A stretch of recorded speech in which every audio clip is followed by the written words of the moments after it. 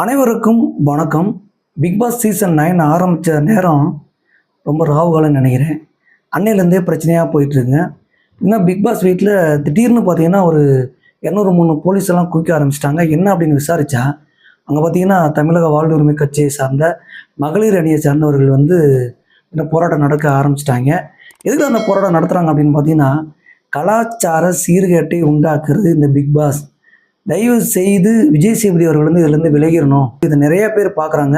இந்த கலாச்சார சீர்கேடு கொண்டு போய் சேர்க்குறாங்க மக்கள்கிட்ட அப்படின்னு சொல்லிட்டு தமிழக வாழ்வுரிமை கட்சியை சார்ந்த தலைவரும் இதுக்கு கண்டனம் தெரிவிச்சிருக்காரு. அதுக்கு இவங்க சொல்லி பார்த்துருக்காங்க. என்னன்னா, நிறைய தடவை அறிக்கையெல்லாம் வெளியிட்டிருந்தாங்க. பிக் பாஸை தடை செய்ய வேண்டும், பிக் பாஸை நிறுத்தலை அப்படின்னா தமிழக வாழ்வுரிமை கட்சியை சார்ந்த மகளிர் அணியும் பார்த்தீங்கன்னா நானும் சேர்ந்து அந்த பிக் பாஸ் செட்டை ஒட்டிச்சு எறிவேன் அப்படின்லாம் சொன்னார். ஆனால் அவங்க விஜய் டிவி கண்டுக்கவே இல்லைன்னு வச்சுங்களேன். நீ என்ன வேணால் பண்ணிக்கிறா, எங்களுக்கு இப்போ இருக்கிறது அரசு இருக்குது, போலீஸ் பாதுகாப்பு, இதை நாங்கள் தேடி போவோம், நீ சொன்னதை நிறுத்திடணுமா அப்படின்னு சொல்லிட்டு அவங்க பார்த்தீங்கன்னா தொடர்ந்து அவங்க வேலையை பார்த்துட்டு இருந்தாங்க. அதில் என்ன நடந்தது அப்படின்றத முழுசாக அந்த வீடியோவில் இந்த பிக் பாஸ் 9 கடைசியில் வெளியேறின அந்த பிரவீனை பற்றியும் தமிழக வாழ்வுரிமை கட்சியை சேர்ந்தவர்கள் என்ன பண்ண அப்படின்றதையும் டீட்டெயிலாகவே பார்த்துடலாம். பிக் பாஸ் 9ல் கடந்த வாரம் வெளியேறினவர் தான் பிரவீன். இந்த பிரவீன் வெளியேறினது எல்லாத்துக்கும் அதிர்ச்சியாக இருக்கா இல்லையோ, பார்த்தீங்கன்னா பிரவீனுக்கு பயங்கர அதிர்ச்சி. ஆனால் தமிழக மக்கள்லாம் எதிர்பார்த்தது இவர் தான் வெற்றியாளராக வருவார் அப்படின்னு எதிர்பார்த்துட்டு இருந்தவங்க, நல்லதாயா பண்ணிட்டு இருந்தார், எப்படியா திடீர்னு இவரை போய் தூக்குனாங்க அப்படின்னு சொல்லிட்டு பயங்கர ஷாக் ஆகிட்டாங்க. அது இல்லாமல் அந்த கண்டஸ்டன்ட் உள்ளே இருப்பாங்க பார்த்தீங்களா, அவங்க எல்லாருமே பயங்கர ஷாக்கு. ஏன்னா பிரவீன் தாயா நல்லா பண்ணிட்டு இருந்தாப்புல, இவரை ஏன் தூக்குனாங்க, இப்போ என்ன நடக்குது ஒன்றுமே புரியல. உண்மையிலுமே மக்கள்லாம் ஆதரவு தெரிவித்து தான், அதாவது இவங்கெல்லாம் சரியில்லை அப்படின்னு சொல்லி வாக்களித்து தான் இவங்களை தூக்குனாங்களா, இது என்ன நடந்துச்சு அப்படின்னு சொல்லி எல்லாம் குழம்பு போயிட்டாங்க. தமிழக மக்களும் நிறைய பேர் குழம்பு போயிட்டாங்க. பிக் பாஸே கலாச்சாரம் சீர்கேட்டை உண்டாக்குன்னு ஒரு பக்கம் சொல்லிட்டு இருக்காங்க. இந்த பக்கம் மக்கள் எதிர்பார்ப்பு எப்படி இருக்குன்னு மட்டும் நீங்கள் பாருங்கள். இதில் ஒரு வெளியேறினதுக்கப்புறம் அங்கே பார்த்தீங்கன்னா நீங்கள் பின்னாடி ஸ்டில்லாம் பார்ப்பீங்க. பிக் பாஸ் சாஷ்டாங்கமாக பார்த்தீங்கன்னா உளுந்துக்கு மட்டும் அங்கேருந்து கிளம்பி போயிட்டார். கிளம்பி போய் வீட்டில் அவங்க மனைவி, அவங்க அம்மா இவங்கெல்லாம் ஆழத்தை எடுத்து வரவேற்கிறாங்க. அதுக்கப்புறம் கேக் வெட்டி பார்த்தீங்கன்னா இது பாசிட்டிவாக எடுத்துக்கிட்டாருன்னு வச்சுக்கலாம். ஏன்னா பிக் பாஸ் உள்ள போகிறதே பெரிய விஷயம். அங்கே போனேன், நல்லா பண்ணேன், மக்களும் ஆதரவு தெரிவித்தாங்க, ரொம்ப நன்றி அப்படின்னு சொல்கிறாரு.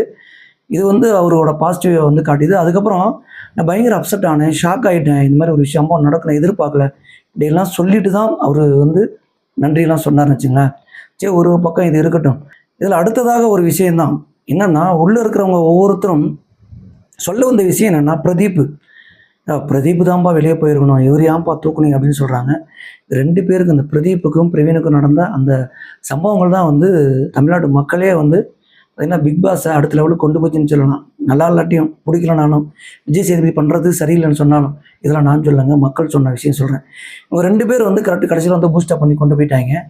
அப்போது இந்த பிக் பாஸ் 9 இந்த சீசன் 9 விஜய் சேதுபதி மேலே தான் பயங்கரமான பார்த்தீங்கன்னா தமிழ்நாடு மக்கள் அனைவருமே கோவத்தில் இருப்பாங்கன்னு நினைக்கிறேன். ஏன்னா சரிவர கொண்டு போகல அப்படின்னும் ஒரு டாக் வெளியில் போயிட்டுருக்கு. சரி, இதில் பிக் பாஸே ஒரு பக்கம் தடை செய்யணும்னு சொல்லிட்டு தமிழக வாழ்வுரிமை கட்சி தலைவரான வேல்முருகன் அவர் குரல் கொடுத்துட்ருக்காரு.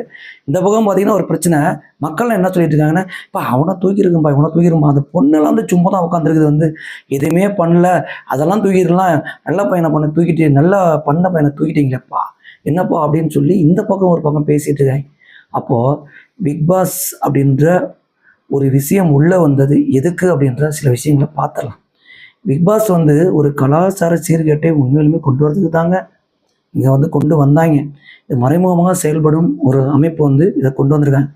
மக்கள்கிட்டலாம் இதை கொண்டு போய் சேர்க்கணும், அவங்க மூளை செலவு செய்யணும் தான் கொண்டு போய் சேர்க்குறாங்க.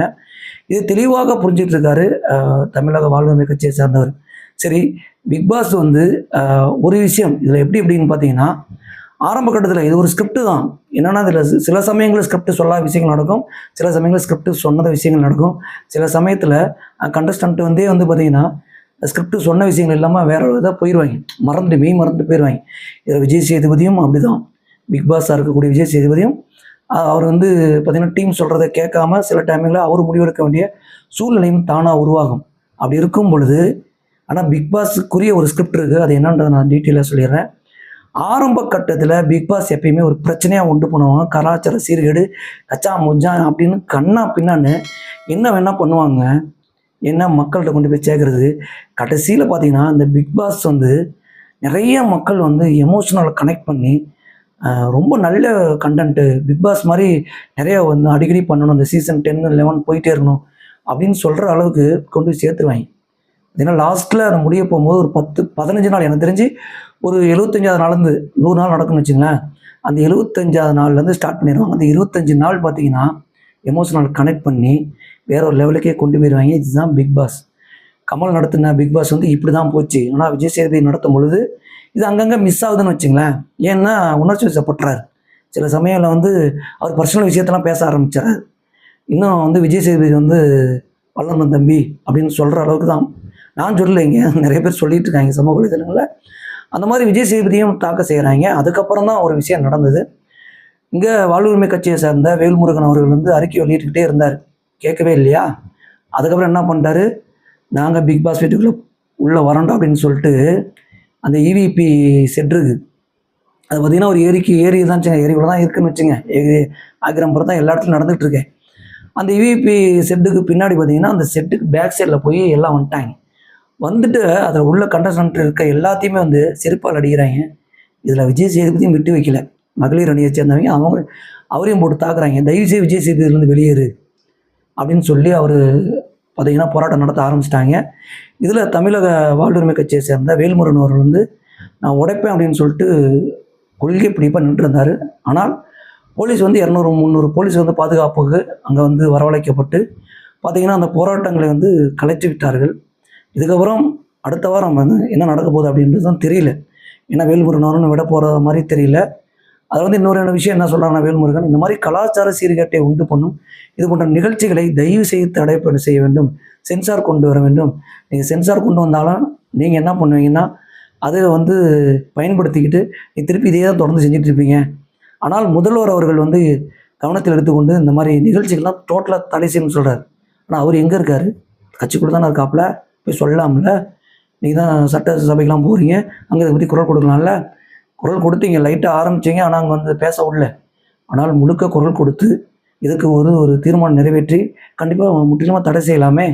இதெல்லாம் செய்கிறத விட்டுட்டு தான் கட்சியை வளர்க்குறேன் அப்படின்னு சொல்லிட்டு போராட்டங்களில் ஈடுபடுறது. கண்டிப்பாக தமிழக அரசு நினைச்சால் இது போன்ற நிகழ்ச்சிகளை தடை செய்யலாம். ஆனால் அவர்களுக்கு வரி கட்டி கொண்டிருக்கிறார்கள். அது ஒரு பக்கம் போய் கொண்டு தான் இருக்கிறது. அதனால் பிக்பாஸ் போன்ற நிகழ்ச்சிகள் எல்லாம் தடை செய்வதற்கு ரொம்ப ரொம்ப கஷ்டம் தான் நினைக்கிறேன். இது மத்திய அரசே கொண்டு வந்தால் இன்னும் சிறப்பாக இருக்கும். ஏன்னா எல்லா மாநிலங்களும் இது நடந்துக்கிட்டு தான் இருக்குது. என்ன நடந்தாலுமே பிக்பாஸ் வந்து ஒரு ஸ்கிரிப்டு கலாச்சார சீர்கேட்டை உண்டு பண்ணுது அப்படின்னு தான் சொல்லலாம். ஏன்னா தமிழக கட்சி வாழ்வுரிமை கட்சியை சேர்ந்த தலைவர் வேல்முருகன் அவர்கள் சொல்வதற்கு நான் வந்து சப்போர்ட் பண்ணுறேன் அப்படின்லாம் கிடையாது. அவர் அந்த பார்த்திங்கன்னா தமிழக அரசோட கட்சியோட கூட்டணியில் இருக்கார். அவர் நினச்சா அங்கே போராடலாம், அவர்கிட்ட கோரிக்கை வைக்கலாம், நிறைய விஷயங்களை சந்தித்து பேசலாம். ஆனால் இதெல்லாம் செய்யாமல் போர்க்கொடி தூக்கிட்டு உட்காந்துருக்காரு. ஆனால் தனிப்பட்ட முறையில் நான் என்ன சொல்கிறேன்னா, பிக்பாஸ் அப்படின்றது ஒரு ஸ்கிரிப்டு, மறுபடியும் சொல்கிறேன். ஆனால் இதில் ஒரு பிளான் பண்ணி தான் மக்களை வந்து மூளைச்சலவை செய்து கொண்டு இருக்கிறார்கள். கலாச்சார சீர்கேட்டை உண்டு பண்ணிட்டு இருக்காங்க. நம்ம ஆரம்பத்திலே சொன்ன மாதிரி ஓப்பனிங்கில் ஒரு பிரச்சனையை உண்டு பண்ணி அது கிளாமராகவோ செக்ஸுவலாகவோ என்ன விஷயங்களை கொண்டு போய் இறுதியில் ஒரு எமோஷனலாக கனெக்ட் பண்ணி பார்த்திங்கன்னா அடுத்த பிக் பாஸுக்கு ஒரு தொடர் புள்ளியை வச்சுட்டு போயிடுவாங்க. அடுத்து பிக் பாஸ் 10 கண்டிப்பாக வரும். இப்படி தான் அங்கே உலகத்தில் எல்லா விஷயங்களும் நடந்துகிட்டு இருக்குது. இதெல்லாம் அவ்வளோ சீக்கிரம் தடை செய்யவும் மாட்டாங்க, தடை செய்கிறதுக்கும் முடியாது அப்படின்ற விஷயங்கள் தான் நமக்கு தோணுது. இந்த மாதிரி சினிமாவில் நடக்கும் அனைத்து விஷயங்களையும், சினிமா சார்ந்த விஷயங்களையும், விமர்சனங்களையும் தொடர்ந்து பேசுவோம், தொடர்ந்து அலசுவோம், தொடர்ந்து இணைந்திருங்கள். நன்றி.